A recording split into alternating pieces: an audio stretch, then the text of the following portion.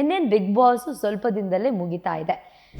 ಅದು ನಡಿಬಾರ್ದಾಗಿತ್ತು ಅನ್ನೋದಿದ್ರೆ ಯಾವ್ದು ಅಂತ ಕೇಳಿದಾಗ ಒಂದಷ್ಟು ಜನ ಒಂದೊಂದು ವಿಚಾರಗಳನ್ನ ಹೇಳಿದ್ರು. ರಕ್ಷಿತಾ ಅವರು ಹೋಗಿ ಅಶ್ವಿನಿ ಅವರ ಕೈ ಇಟ್ಕೊಂಡು ಇಲ್ಲ ನಾನು ಅಲ್ಲಿಂದ ಬಂದಿದ್ದೀನಿ, ನಾನು ವ್ಲಾಗ್ ಮಾಡೋದ್ರಿಂದ ನನಗೆ ಇಷ್ಟು ದೊಡ್ಡ ವೇದಿಕೆ ಸಿಕ್ಕಿದೆ, ನಾನು ಇರ್ಬೋದಾ ಹಾಗೆ ಹೀಗೆ ಅಂತ ಕೇಳ್ತಾರೆ.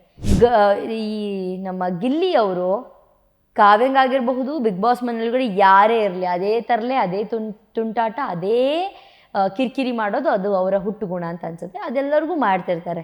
ಕಾವ್ಯ ಅವರು ರೀಸನ್ ಕೊಡ್ತಾರೆ, ನಾನು ಮೊದಲನೇ ದಿನಕ್ಕೆ ಹೋಗಬೇಕಾಗಿತ್ತು, ನಾನು ಈ ಒಂದು ಸಲಿಗೆಯನ್ನು ಕೊಟ್ಟಿಲ್ಲ ಅಂದಿದ್ರೆ ಗಿಲ್ಲಿಯವರು ನನಗೆ ಈ ಥರ ಮಾಡ್ತಾರೆ, ನಂಗೆ ಇಷ್ಟ ಇಲ್ಲ. ಗಿಲ್ಲಿ ಆ ಕೀಟ್ಲೆ, ಚೇಷ್ಟೆ, ತುಂಟಾಟ ಅದೇನೋ ಹೇಳ್ತಾರಲ್ಲ, ಗಿಲ್ಲಿಯವರು ಈ ಕಡೆಗಿದ್ದಾರೆ, ರಕ್ಷಿತ್ ಅವರು ಈ ಕಡೆಗಿದ್ದಾರೆ. ಹಾಯ್ ಎಲ್ಲರಿಗೂ ನಮಸ್ಕಾರ, ನೀವು ನೋಡ್ತಿದ್ದೀರಾ ಸ್ಪೀಡ್ ಪ್ಲಸ್ ಕರ್ನಾಟಕ. ನಾನು ಪ್ರಿಯಾ ಸೋಮೇಶ್. ಇನ್ನೇನು ಬಿಗ್ ಬಾಸ್ ಸ್ವಲ್ಪ ದಿನದಲ್ಲೇ ಮುಗಿತಾ ಇದೆ. ನಾನು ಜಾಸ್ತಿ ವೀಕೆಂಡ್ ಬಿಗ್ ಬಾಸ್ ನೋಡೋಕ್ಕೆ ಆಗಿರಲಿಲ್ಲ ಈ ಒಂದೆರಡು ವಾರಗಳಿಂದ. ಬಟ್ ನಿನ್ನೆ ಕುತ್ಕೊಂಡು ಒಂದು ಸ್ವಲ್ಪ ಬಿಗ್ ಬಾಸ್ನ ನೋಡಿದೆ. ನಿಮಗೇನಾದರೂ ಯಾವತ್ತಾದರೂ ಒಂದು ದಿನಕ್ಕೆ ಹೋಗಿ ಅದು ನಡಿಬಾರ್ದಾಗಿತ್ತು ಅನ್ನೋದಿದ್ರೆ ಯಾವ್ದು ಅಂತ ಕೇಳಿದಾಗ ಒಂದಷ್ಟು ಜನ ಒಂದೊಂದು ವಿಚಾರಗಳನ್ನ ಹೇಳಿದ್ರು. ರಕ್ಷಿತಾ ಅವರು ಹೋಗಿ ಅಶ್ವಿನಿ ಅವರ ಕೈ ಇಟ್ಕೊಂಡು ಇಲ್ಲ ನಾನು ಅಲ್ಲಿಂದ ಬಂದಿದ್ದೀನಿ, ನಾನು ವ್ಲಾಗ್ ಮಾಡೋದ್ರಿಂದ ನನಗೆ ಇಷ್ಟು ದೊಡ್ಡ ವೇದಿಕೆ ಸಿಕ್ಕಿದೆ, ನಾನು ಇರ್ಬೋದಾ ಹಾಗೆ ಹೀಗೆ ಅಂತ ಕೇಳ್ತಾರೆ. ಓಕೆ, ನನ್ನ ಓಟು ನಿಮಗೆ ಅಂತ ಹೇಳಿ ಕಳಿಸ್ತಾರೆ. ಬಟ್ ನಂಗೆ ಲಿಟ್ರಲಿ ಎಲ್ಲರದ್ದು ಓಕೆ ಒಪಿನಿಯನ್ ನಾನು ಓಕೆ ಅಂತ ಅನ್ನಿಸ್ತು. ಬಟ್ ಕಾವ್ಯ ಅವ್ರದ್ದು ನಂಗೆ ಲಿಟ್ರಲಿ ಚೂರು ಇಷ್ಟ ಆಗಲಿಲ್ಲ. ಈ ನಮ್ಮ ಗಿಲ್ಲಿ ಅವರು ಕಾವ್ಯಂಗಾಗಿರಬಹುದು, ಬಿಗ್ ಬಾಸ್ ಮನೆಯೊಳಗಡೆ ಯಾರೇ ಇರಲಿ ಅದೇ ತರಲೆ, ಅದೇ ತುಂಟಾಟ, ಅದೇ ಕಿರಿಕಿರಿ ಮಾಡೋದು ಅದು ಅವರ ಹುಟ್ಟು ಗುಣ ಅಂತ ಅನ್ಸುತ್ತೆ. ಅದೆಲ್ಲರಿಗೂ ಮಾಡ್ತಿರ್ತಾರೆ, ಅದರಲ್ಲಿ ಏನೂ ಸಮಸ್ಯೆ ಇಲ್ಲ.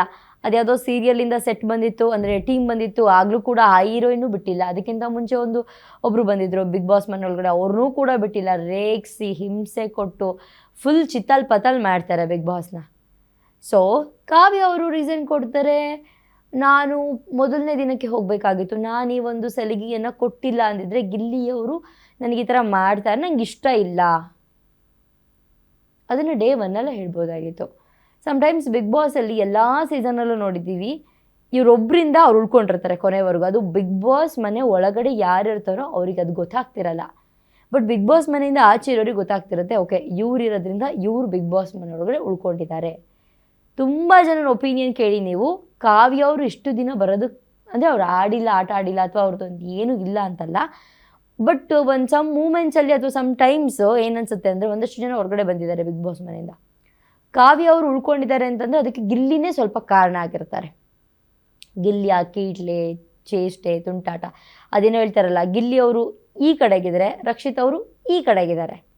ಗಿಲ್ಲಿ ಮಿಡಲ್, ಈ ಕಡೆ ಒಬ್ಬರು ಈ ಕಡೆ ಒಬ್ಬರು. ಕಮೆಂಟ್ ಸೆಕ್ಷನಲ್ಲಿ ಏನೋ ಹೇಳಿದರು, ಒಂದು ಬದುಕು ಇನ್ನೊಂದು ಜೀವ ಅಂತ ಹೇಳಿಬಿಟ್ಟು. ಯಪ್ಪ ಎಲ್ಲೆಲ್ಲಿಗೆಲ್ಲ ಒಂದು ಹೋಲಿಕೆ ಮಾಡ್ತೀರಾ. ಈ ಅಪ್ಪು ಸರ್ ಫಿಲಮ್ ಅರಸು ಮೂವಿಲಿದ್ದಾರಲ್ಲ ಇಬ್ಬರು ಹೀರೋಯಿನ್ಸು, ಯಪ್ಪ ನನಗಂತೂ ತಲೆ ಕೆಟ್ಟೋಯ್ತು. ಎಲ್ಲೆಲ್ಲಿಗೆಲ್ಲ ಕನೆಕ್ಷನ್ನು. ಆಮೇಲೆ ಇನ್ನೊಂದು ದರ್ಶನ್ ಸರ್ ಅವ್ರದ್ದು ಇದು ಯಾವುದದು ಬೃಂದಾವನ ಅನಿಸುತ್ತೆ, ಲಾಸ್ಟ್ ಎಂಡಲ್ಲಿ ಇಬ್ಬರು ಹೀರೋಯಿನ್ಸ್ ಬರ್ತಾರಲ್ಲ, ಅಯ್ಯಪ್ಪ ದೇವ್ರೆ ಭಗವಂತ, ಎಲ್ಲಿಂದ ಎಲ್ಲಿಗೆಲ್ಲ ಕನೆಕ್ಷನ್ ಕೊಟ್ಬಿಡ್ತಾರೆ. ಬಿಗ್ ಬಾಸ್ ಮನೆ ಒಳಗಡೆ ಇರೋರಿಗಿಂತ ಕಂಟೆಂಟು ಈ ಕುತ್ಕೊಂಡು ಕಮೆಂಟ್ ಸೆಕ್ಷನ್ನಲ್ಲಿ ಕಮೆಂಟ್ ಆಗ್ತಾರಲ್ಲ ಒಂದಷ್ಟು ಕಮೆಂಟ್ಗಳನ್ನ, ಅವ್ರ ಹತ್ರ ತಲೆಯಲ್ಲಿ ಕಂಟೆಂಟ್ ಇನ್ನೂ ಜಾಸ್ತಿ ಇದೆ. ಮತ್ತು ಓವರಾಲಾಗಿ ಬಿಗ್ ಬಾಸ್ ಆ್ಯಕ್ಚುಲಿ ಗಿಲ್ಲಿ ಅವರು ಗೆಲ್ತಿದ್ರೇನೋ, ಬಟ್ ಈಗ ಸ್ವಲ್ಪ ಕಷ್ಟ ಇದೆ ಅಂತಲೇ ಹೇಳ್ಬಹುದು ಅಂತ ಒಂದಷ್ಟು ಜನ ಕಮೆಂಟ್ ಸೆಕ್ಷನಲ್ಲಿ ಆಗಿರಬಹುದು, ಈ ದಿನಗಳು ನೋಡೋದಾಗಿರಬಹುದು, ಸ್ವಲ್ಪ ಅನ್ನಿಸ್ತಾ ಇದೆ. ಗಿಲ್ಲಿ ಅವರು ಎಲ್ಲೋ ಕಾವ್ಯನ್ ಪರವಾಗಿ ನಿಂತು ಬಿಟ್ಕೊಡ್ತಿದ್ದಾರೇನೋ ಅಂತ ಸೀರಿಯಸ್ ಆಗಿ ಅನ್ನಿಸ್ತಾ ಇದೆ. ನೋಡಬೇಕಿದೆಲ್ಲ ಏನಾಗುತ್ತೆ ಅಂತ ಹೇಳ್ಬಿಟ್ಟು. ಬಟ್ ಒಂದಷ್ಟು ಜನರ ಮತ್ತು ಆಮೇಲೆ ಇನ್ನೊಂದು, ಬಡವ್ರ ಮಕ್ಕಳು ಬೆಳಿಬೇಕು ಕಣ್ರಯ್ಯ, ಬಡವ್ರ ಮಕ್ಕಳಿಗೆ ಸಪೋರ್ಟ್ ಮಾಡಿ ಅಂದರೆ ಗಿಲ್ಲಿಗೆ ಸಪೋರ್ಟ್ ಮಾಡಿ ಅಂತ ಹೇಳ್ಬಿಟ್ಟು ಆ ಲೈನ್ ಅವಶ್ಯಕತೆನೇ ಇಲ್ಲ ಅಂತ ನಾನು ಅಂದ್ಕೊಳ್ತೀನಿ. ಯಾಕೆ ಅಂತಂದರೆ ಗಿಲ್ಲಿ ವೆರಿ ಟ್ಯಾಲೆಂಟೆಡ್ ಆ್ಯಂಡ್ ಏನು ಒನ್ ಟೈಮಿಗೆ ಪಟ್ಟಂತ ಆನ್ ಟೈಮ್ ಅವರು ಪಂಚಿಂಗ್ ಡೈಲಾಗ್ಸ್ ಇರುತ್ತೆ. ಅವ್ರು ಯಾವುದ್ರಲ್ಲಿ ಬಡವಾ, ಒಳ್ಳೆ ಕಲಾವಿದರು, ಯಾಕೆ ಬಡವಾ ಅಂತ ಹೇಳಬೇಕು ಫಸ್ಟ್ನೇದು.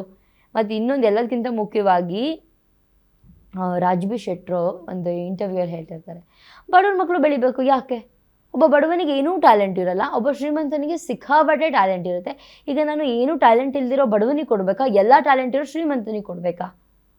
ಸೊ ಬಡವ ಶ್ರೀಮಂತ ಅನ್ನೋದು ದುಡ್ಡಿಂದ ಅಲ್ಲ, ಅವರು ಏನು ಕಲ್ತಿದ್ದಾರೆ, ಏನು ಕಲಿತಾ ಇದ್ದಾರೆ, ಏನು ಕೊಡ್ತಾರೆ, ಅದು ತುಂಬ ಮುಖ್ಯ ಆಗುತ್ತೆ. ಸೊ ಗಿಲ್ಲಿ ಅವರು ತುಂಬ ಚೆನ್ನಾಗಿ ಆಟಾಡ್ತಿದ್ದಾರೆ. ಗಿಲ್ಲಿ ಅವ್ರ ಪಂಚಿಂಗ್ ಟೈಮಿಂಗ್ ಆಗಿರ್ಬೋದು ಅದೆಲ್ಲ ಅಲ್ಟಿಮೇಟ್ ಸೂಪರ್ಬ್, ಅದು ಎಲ್ಲರಿಗೂ ಗೊತ್ತಿರುವಂಥ ವಿಷಯ. ಎಂಥವರೇ ಬರಲಿ ಬಿಗ್ ಬಾಸ್ ಮನೆ ಒಳಗಡೆ ಅವ್ರನ್ನ ನಗಿಸಿ ಹೊಟ್ಟೆ ಹುಣ್ಣು ಮಾಡಿಸಿ ಅಲ್ಲಿಂದ ಕಳಿಸ್ಕೊಟ್ಬಿಡ್ತಾರೆ. ಸುದೀಪ್ ಸರ್ ಇರುವಾಗ ಎಷ್ಟು ದಿನ ಎಲ್ಲ ವೀಕೆಂಡಲ್ಲೂ ಈ ಸಲ ಬಿಗ್ ಬಾಸಲ್ಲಿ ಗಿಲ್ಲಿ ಅವರಿಲ್ಲ ಅಂದಿದ್ರೆ ಮಜಾನೇ ಇರ್ತಾ ಇರಲಿಲ್ಲ. ಇದು ಬಿಗ್ ಬಾಸೇ ಅನ್ನಿಸ್ತಾ ಇರಲಿಲ್ಲ. ಗಿಲ್ಲಿಯವ್ರು ಇರೋದ್ರಿಂದನೇ ಬಿಗ್ ಬಾಸ್ ಈ ಬಾರಿ ಚೆನ್ನಾಗಿದೆ ಅಂತಲೇ ಹೇಳಬಹುದು. ಸುದೀಪ್ ಸರ್ ಇರಲಿ, ಯಾರಾದರೂ ಇರಲಿ, ಇವತ್ತೊಂದು ಪಂಚಿಂಗ್ ಡೈಲಾಗ್ ಇರುತ್ತೆ, ಬಟ್ ತುಂಬ ತುಂಬ ಚೆನ್ನಾಗಿತ್ತು. ಈ ಹಾಗಲಕಾಯಿ ಜ್ಯೂಸು ವ್ಯಾಕ್ಸ್ ಅಂತೂ ಸಿಕ್ಕಾಬಟ್ಟೆ. ಅದನ್ನು ನೋಡೋರಿಗೆ ಏನನ್ಸಿರುತ್ತೆ, ಅಷ್ಟು ಪೇಯ್ನ್ ಆಗಿಲ್ಲ ಬಿಡು ಅಂತ ಅನ್ಕೊಬಹುದು. ಬಟ್ ನಾವು ಹೆಣ್ಣುಮಕ್ಳು ಅವಾಗವಾಗ ವ್ಯಾಕ್ಸ್ ಮಾಡಿಸ್ತಿರ್ತೀವಲ್ವ, ಜೀವ ಬಂದಂಗೆ ಆಗಿರುತ್ತೆ. ಅದರಲ್ಲೂ ಬಾಯ್ಸಿಗೆಲ್ಲ ಕೈ ಮೇಲೆ ಕಾಲ ಮೇಲೆಲ್ಲ ಹೇರ್ಸು ಸಿಕ್ಕಾಬಟ್ಟೆ ಜಾಸ್ತಿ. ಪಟ್ ಅಂತ ಕಿತ್ತರೆ ಅದು ಮೇ ಬಿ ಒಂದು ಹಾಫ್ ಆನ್ ಅವರ್ ಕಂಪ್ಲೀಟ್ ಉರಿ ಉರಿ ಇರುತ್ತೆ. ಕೆಲವರು ರ್ಯಾಷಸ್ ಆಗೋ ಚಾನ್ಸಸ್ ಇರುತ್ತೆ. ಪಾಪ ಗಿಲ್ಲಿಯವರು ಪಾಪ ತಡ್ಕೊಂಡು ಕೂತಿದ್ರು. ಆ ನಿಂಬೆಹಣ್ಣು ಹಾಗೆ ಮೆಣಸಿನ್ಕಾಯಿ ಪಾಪ ಅನ್ನಿಸ್ಬಿಡ್ತು ನನಗೆ. ಹಾಗಲಕಾಯಿ ಜ್ಯೂಸು ಬ್ಯಾಕ್ ಟು ಬ್ಯಾಕ್ ಹೊಡ್ತಾ ಬಿತ್ತು ಗಿಲ್ಲಿ ಅವ್ರಿಗೆ ನೆನ್ನೆ. ಬಟ್ ತುಂಬ ಚೆನ್ನಾಗಿತ್ತು, ತುಂಬ ಪಾಸಿಟಿವ್ ಆಗಿ ತೊಗೊಂಡ್ರು ಎಲ್ಲದನ್ನು ಕೂಡ. ಅವರು ಡೇ ಒನ್ನಿಂದನೂ ಪಾಸಿಟಿವ್. ಬಟ್ ಗಿಲ್ಲಿಯವ್ರು ಗೆದ್ದರೆ ಚೆನ್ನಾಗಿರುತ್ತೆ ಅಂತ ನನ್ನ ಅನಿಸಿಕೆ ಅಷ್ಟೇ. ನನ್ನ ಅನಿಸಿಕೆ, ನನ್ನ ಅಭಿಪ್ರಾಯ. ಎಲ್ಲರದು ಹೀಗೆ ಇರಬೇಕು ಅಂತೇನಿಲ್ಲ. ಬಟ್ ಒಬ್ಬೊಬ್ಬರಿಗೆ ರಘು ಗೆಲ್ಲಬೇಕು ಅಂತ ಅನ್ನಿಸ್ತಿದೆ, ಅಶ್ವಿನಿ ಅವ್ರು ಗೆಲ್ಲಬೇಕು ಅಂತ ಅನ್ನಿಸ್ತಿದೆ. ಕಿಚ್ಚನ ಚಪ್ಪಾಳೆ ಬೇರೆ ಸಿಕ್ತು ಫೈನಲ್ ಆಗಿ. ಸೊ ಅದು ಅಭಿಮಾನಿಗಳ ಒತ್ತಾಯದ ಮೇರೆಗೆ ಅಂತ ನಾನು ಅಂದ್ಕೊಳ್ತೀನಿ. ನಾವು ಮೊನ್ನೇನು ವೀಡಿಯೋ ಮಾಡಿ ಹಾಕಿದ್ವಿ ಏನಂತ, ಕಿಚ್ಚನ ಚಪ್ಪಾಳೆ ಬೇಕು ಇವರಿಗೆ ಅಂತ ಹೇಳ್ಬಿಟ್ಟು. ಸೊ ಫೈನಲಿ ಸಿಕ್ತು, ಚೆನ್ನಾಗಿತ್ತು ಅಂತ ಹೇಳ್ಬೋದು. ಓವರಾಲಾಗಿ ಬಿಗ್ ಬಾಸ್ ಇನ್ನೇನು ಸ್ವಲ್ಪ ದಿನಗಳಲ್ಲೇ ಮುಕ್ತಾಯಗೊಳ್ಳುತ್ತೆ. ನೋಡಬೇಕು ಜನ ಎಲ್ಲ ಬೇರೆ ಯಾವ ಪ್ರೋಗ್ರಾಮಿಗೆ ಅಡಿಕ್ಟ್ ಆಗ್ತಾರೆ ಮತ್ತು ಬಿಗ್ ಬಾಸ್ ಬರೋವರೆಗೂ ಅಂತ ಹೇಳಿಬಿಟ್ಟು. ಓವರಾಲಾಗಿ ಬಿಗ್ ಬಾಸ್ ಚೆನ್ನಾಗಿತ್ತು. ಬಟ್ ಯಾರು ಗೆಲ್ತಾರೆ, ಯಾರು ಗೆಲ್ಲಬಹುದು ಅನ್ನೋದು ಭಾಳ ಕ್ಯೂರಿಯಸ್. ಒಂದು ಟೈಮ್ವರೆಗೂ ಗಿಲ್ಲಿ ಗಿಲ್ಲಿ ಗಿಲ್ಲಿ ಅಂತಲೇ ಇತ್ತು. ಬಟ್ ಈಗಲೂ ಒಂದಷ್ಟು ಜನಕ್ಕೆ ಗಿಲ್ಲಿ ಅಂತಲೇ ಇದೆ. ಬಟ್ ಆದರೂ ಕೂಡ ಗಿಲ್ಲಿ ಅವರೆಲ್ಲ ಅವ್ರ ತನನ ಅವ್ರು ಬಿಟ್ಕೊಟ್ಬಿಟ್ರಾ ಬೇರೆಯವರಿಗೆ?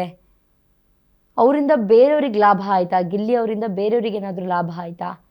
ಈ ಥರದ್ದೆಲ್ಲ ಕಾಣಿಸ್ತಾ ಇದೆ ಸ್ವಲ್ಪ ಬಿಗ್ ಬಾಸ್ ಮನೆಯೊಳಗಡೆ. ನೋಡಬೇಕು ಕಾದು, ಯಾವತ್ತು ಫಿನಾಲೆ ಇದೆ ಈ ಮಂತಲ್ಲೇ. ಸೊ ನೋಡಬೇಕು ಯಾರು ಗೆಲ್ತಾರೆ, ಯಾರು ಸೋಲ್ತಾರೆ, ಯಾರು ಟಾಪ್ 5 ಬರ್ತಾರೆ, ಯಾರು ಟಾಪ್ 2 ಬರ್ತಾರೆ. 50 ಲಕ್ಷ ಕ್ಯಾಶ್ ಪ್ರೈಸ್ ಹಾಗೆ ಟ್ರೋಫಿ ಯಾರ ಕೈಗೆ ಸೇರುತ್ತೆ, ಇದೆಲ್ಲದನ್ನು ಕಾದು ನೋಡಬೇಕು. ಬಟ್ ಓವರಾಲಾಗಿ ಕಾವ್ಯ ಅವರು ಸ್ವಲ್ಪ ಸ್ವಾರ್ಥದಾಟ ಅಂತಲೇ ಹೇಳಬಹುದು. ಗಿಲ್ಲಿ ಅವ್ರನ್ನ ಎಷ್ಟು ದಿನ ಬಳಸ್ಕೊಂಡಿದ್ದಾರೆ ಅನ್ನೋದಕ್ಕಿಂತ ಇವತ್ತು ಗಿಲ್ಲಿ ಅವರಿಂದನೇ ಕಾವ್ಯ ಅವ್ರಿಗೆ ಒಂದು ಒಳ್ಳೆ ನೇಮು ಫೇಮು ಇದೆ ಅಟ್ ಪ್ರೆಸೆಂಟ್. ಬಟ್ ಅವ್ರು ಅದನ್ನೇ ನಾನು ಹಿಂಗೆ ಆಡಬೇಡ, ನಂಗೆ ಇಷ್ಟ ಇಲ್ಲ, ಅವರೆಲ್ಲರ ಜೊತೆನೂ ಒಂದೇ ಥರ ಆಡ್ತಾರೆ. ಬಟ್ ಅದೆಲ್ಲ ಏನು ದೊಡ್ಡ ಮ್ಯಾಟ್ರೇ ಅಲ್ಲ ಅಂತ ನಾನು ಹೇಳೋಕ್ಕೆ ಇಷ್ಟಪಡ್ತೀನಿ. ಅದನ್ನು ಕಾಮಿಡಿಯಾಗೆ ತೊಗೋಬೇಕು, ಸೀರಿಯಸ್ ಆಗಿ ತೊಗೋಬೇಕು. ಕಾಮಿಡಿನ ಸೀರಿಯಸ್ಸಾಗಿ ತೊಗೊಂಡ್ರೆ, ಸೀರಿಯಸ್ನ ಕಾಮಿಡಿಯಾಗಿ ತೊಗೊಂಡ್ರೆ ಇದೇ ಥರ ಆಗೋತು ಅಂತ ಹೇಳೋಕ್ಕೆ ಇಷ್ಟಪಡ್ತೀನಿ.